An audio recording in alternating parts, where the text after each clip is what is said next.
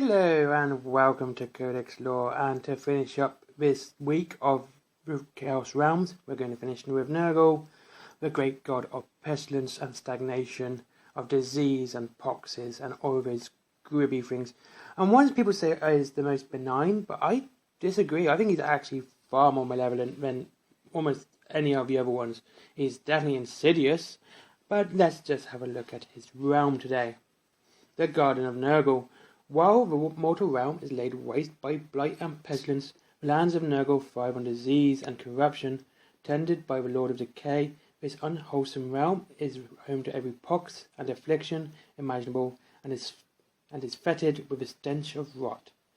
In death there is life. Upon the decay of the living thrive untold numbers of bacteria, viruses, insects, and other carrion feeders. All life feeds upon other life to exist, and from every plague grow new generations, stronger and more virile than before. As regeneration comes from decay, so hope springs from despair. The greatest inspiration comes in the darkest moments. In times of crisis are mortals truly tested and driven to excel. This is the creed of Nurgle, the Lord of Decay, Master of Pestilence. Though utterly foul to look upon, and creator of every infection epidemic to have ever swept the universe, Nurgle is a vibrant god of life and laughter, not a morose purveyor of despair and gloom, as a god is to his immortal realm. The domain of Nurgle is not a barren wasteland, but a macabre paradise of death and pestilence. Under a thick sky of buzzing swarms and black furry flies grows the Garden of Nurgle. Twisted rotten boughs and tangled with grasping vines cover the mouldering ground. Beneath an insect-ravaged canopy of leaves, fungi, both plain and spectacular, break through the leaf-strewn mulch of a forest floor, puffing out clouds of choking spores. The stems of half-demonic plants wave their own accord, unstirred by the still pungent air. Bright sprays of red, blue, yellow, and purple puncture the gloom, heavens of cheeriness and a dismal woodscape. Burrowing and scuttling beetles of all kinds with brightly patterned carapaces and shining wings flit along the banks of the sluggish, muddy rivers. Reeds rattle, whisper but the names of the poxes inflicted upon the worlds of mortals by great Nurgle, or lamenting those that have died from the fatal caress of their creator. Jutting from amidst this primordial mire is Nurgle's manse, a decrepit and ancient, yet eternally strong at its foundations. The mansion is an eclectic structure of rotted timbers and broken walls, overgrown with crawling poison ivy and thick moss. Cracked windows and crumbling stone compete with a verdigris-coated bronze, rusted ironwork and lichen-covered cornices to outdo each other with their corrupted charm. Within these tumbling walls, Nurgle toils. His gigantic body is bloated with corruption and exudes overpowering stench. His skin is greenish, leathery, and necrotic. Its surface abundant with running sores, swelling boils, and fruitful infestation. Nurgle's gurgling and pulsating organs are rank with excrement of decay, spilling through his ruptured skin to hang like obscene fruit around his girth.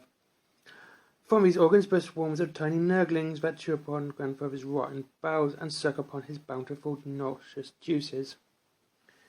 Beneath his mildewed and sagging beams, the great god works for eternity at a rusted cauldron, a receptacle vast enough to contain all the oceans of all the worlds of the galaxy.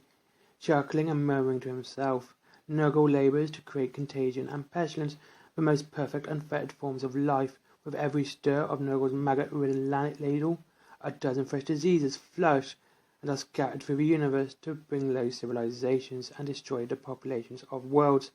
From time to time, Nurgle ceases his stirring and reaches down with a clawed hand to scoop a portion of the ghastly mixture into his cavernous mouth, to taste the fruits of his labour. Dwarfed by their mighty lord, a host of plague-bearers are gathered about Nurgle, each chant sonorously, keeping count of all the diseases created, of the Nurglings they have hatched, of the souls claimed of the Lords of Decay's putrid blessings. This hum drowns out the cauldron, so eternal in its monotony, but to hear it is to invite madness. When Nurgle's power waxes, his garden blooms with death heads and filth, encroaching upon the lands of other gods. War bellows as Nurgle's adversaries fight back, and the plague-bearers take up arms to defend the morbid forest. From each such war springs the richness of life and death, of triumph and over adversity. Though Nurgle's realm will eventually recede again, it will have fed deeply on immaterial bodies of those who perished and will lie in gestate peace for another eternity until it is ready to swell once more. Yes, so as I was saying, I think there's a lot of insidious behaviour with Nurgle, this dichotomy and contradiction of death and life I think is partly what people might enjoy about it. I mean, I like Nurgle. I like the fact that you can see it as an insidious act. That, yes, one person dies, but bacteria and viruses and others survive. But he's not doing that for good reasons, is he? That's where it's so insidious. He doesn't do it for love, as it is said, for he's willing to exterminate one species for another to flourish. You could be saying numbers, but it's also about mass and size of numbers. Yes, billions of bacteria could survive, but that could take up won't take up much landscape on a planet compared to any other species. Like I said, I enjoy Nurgle. I think he's an interesting character. I think he's an interesting god, far more interesting than the other ones, especially with the Death God. And I do like his Plague Bearers. I like that they're generally cheerful chaps. But that's about it. Anyway, thank you for watching. I hope you liked this video. Next week we're going to be delving into the actual demons themselves. I know there's a lot of demons. I might do a different god each week, because that might make it easier on me, rather than separating them up and just doing what comes. Well, as always, like, comment, subscribe. Link to Element Games is down below, as is with Forbidden Planet. Element Games, you can get up to 25% off your Warhammer.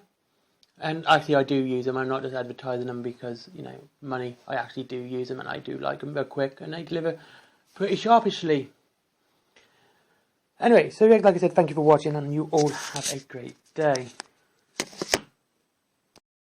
Hello and welcome to Codex Lore, and to finish up this week of Chaos Realms, we're going to finish with Nurgle, the great god of pestilence and stagnation, of disease and poxes and all those gribby things. And once people say